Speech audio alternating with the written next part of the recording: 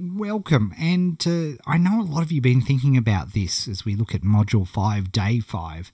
Today we're going to talk about your media. What's the tool you're going to choose? What are you going to feel comfortable with? Because there are some people who the thought of putting their face on a video or doing videos terrifies them. There are other people, like me, where writing terrifies you. Some people might love radio and love doing audio and love doing podcasts and those sorts of things. So I really want to talk about your options today that are available to you. The good news is that there are many choices and there's one to suit everybody. The bad news is you must pick at least one. I was going to say ideally you'd go with a few of them, but you must pick at least one. And of course, the first rule when you're thinking about your media is, please, what's comfortable to you? Don't try to be somebody else. Don't try to be somebody you're not. You know, if we compare ourselves to the best video people, the best audio people, the super professional recording artists, we're always going to come out short, and you're never going to do anything because you'll never actually publish anything. And that's a tragedy. It's an absolute tragedy because the only way you get good is by practice. And the best practice is practice where you're doing it for real. So understand that you're not going to be so hot when you start, but you'll get there. But don't you set yourself up for failure if you try to be somebody else. You really, really do. Fortunately for you, there are heaps of tools that you can use to practice market leadership and create content. The obvious one, and the one, of course, we've been teaching you, and hopefully way back in Module 2, I taught you a method which takes even people who hate writing and make it something that's really enjoyable and really productive. But writing, blogs, tweets, any sort of written form of communication, comments, forums may be your thing. It may be something that's good for you. And I find people who are shy tend to gravitate to writing because they can express their thoughts and they've got control over it and they can plan it out. So writing may be your thing. For others, of course, video and pictures I also include with that because a lot of people don't think of photos as content, and you'd be dead wrong. Some of my biggest posts and traffic and most commented stuff has been pictures that I've taken. Video and pictures are wonderful, and they're certainly very, very effective online. It's definitely one thing I would encourage you to learn more about, both pictures and video, and that's why I love this current crop of smartphones, which allow you to take great looking video, great looking pictures, because you never know when you're going to be out and about and you're going to find something that's interesting to your niche, and that's a perfect opportunity to create content and to put it into your network, leverage your network, post it up there, and you've got a great piece of content. The other thing, of course, video and pictures are really good at is speed, because it is pretty quick to put something up and put it out there. So, I love video, I love pictures. The classic, a picture tells 1,000 words, it certainly applies. But, then again, my most viewed things that I've ever done have come from long-form written blog posts. So, think about what you enjoy doing. But ultimately, as I say, you can pick any one of these, but you must pick one.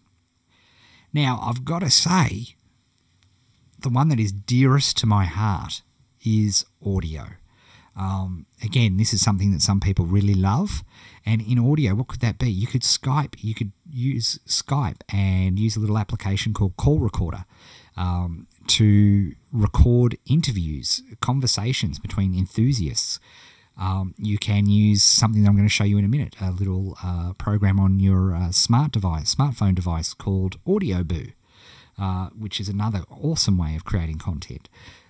I love audio podcasts, of course, are wonderful. And, I suppose you're seeing multimedia podcasts if you're subscribing to the feeds that we publish in iTunes for the challenge, as an example.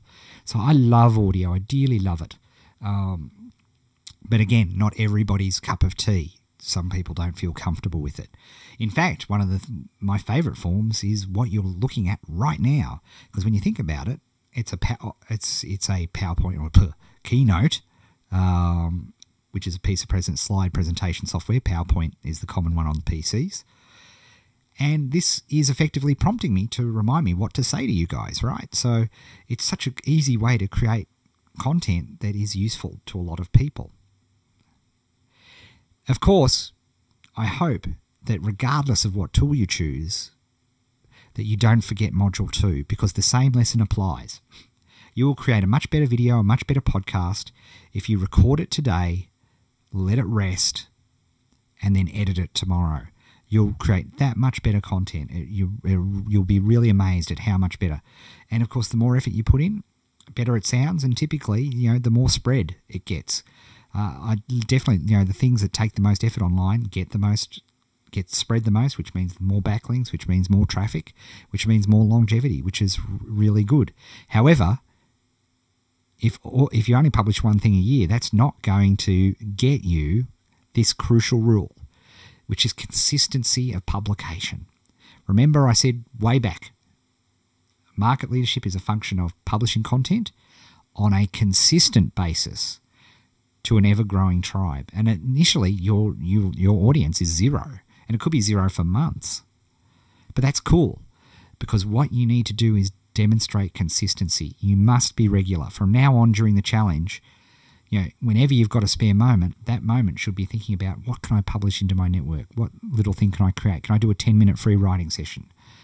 Because consistency of publication is what wins the market leadership race. It gets you to a place where you're recognized and you start building. And of course, as always, as I said in every, I don't know if you noticed the pattern, expect nothing and be a servant.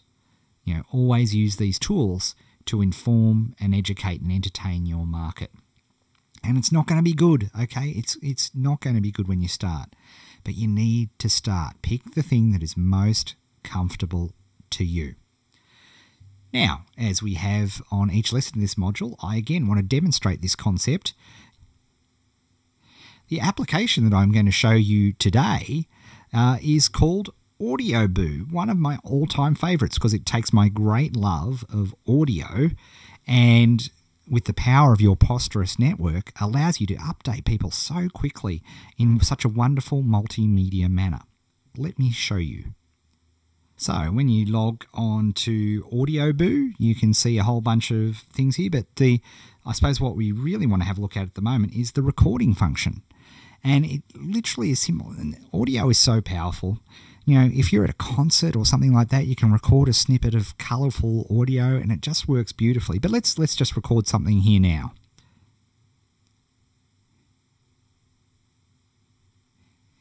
Hey everybody, Ed here, and you may not realise this, but I am actually filming a new lesson in the challenge. And while you'll see the results of this lesson, you'll see how I did it in an upcoming lesson in the next couple of days of the challenge.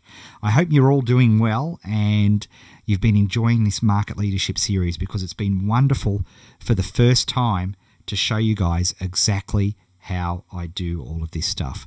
So I hope you're enjoying it, and I will speak to you all real soon. And so I've just hit the pause button there, which is great, and then I go and hit the publish button.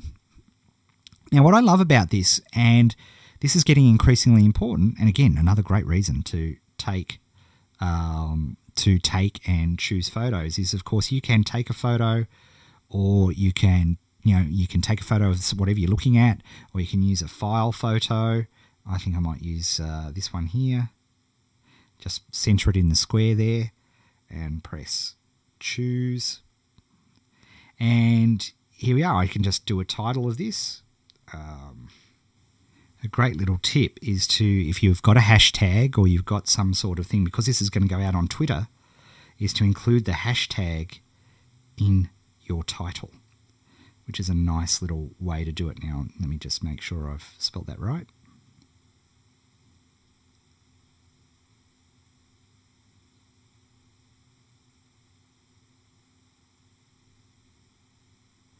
All right, so we got that right. And you've got the ability to tag, which I try to do. Just use whatever is appropriate. For me, I'm just going to tag all my challenge tags with TC10.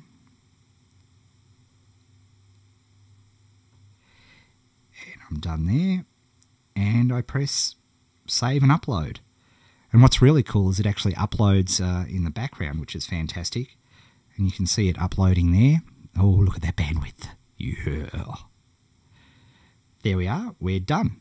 And it's up. And what's now happening is that it's literally being spread all over the Postgres network, which is really, really exciting. And, it will be not only published into the, the AudioBoo community, but it'll be published on the blog and so on. In fact, let me quickly show you. Look at that. First stop, my blog. There it is. There's the pic. And here's my lesson. Hey everybody, Ed here, and you may not realise this, but I am actually filming. How cool's that? So it's on there. Let's have a look at, let's see if it's got to challenge.co. Look at that. There we go. It's already distributed there, and if we went to my Facebook page, it would be on that, and also my Tumblr blog, and it's spread about everywhere. How cool's that? So again, showing leverage and using a medium that's comfortable for you. That's the key. All right, we will see you soon in the next part of the challenge.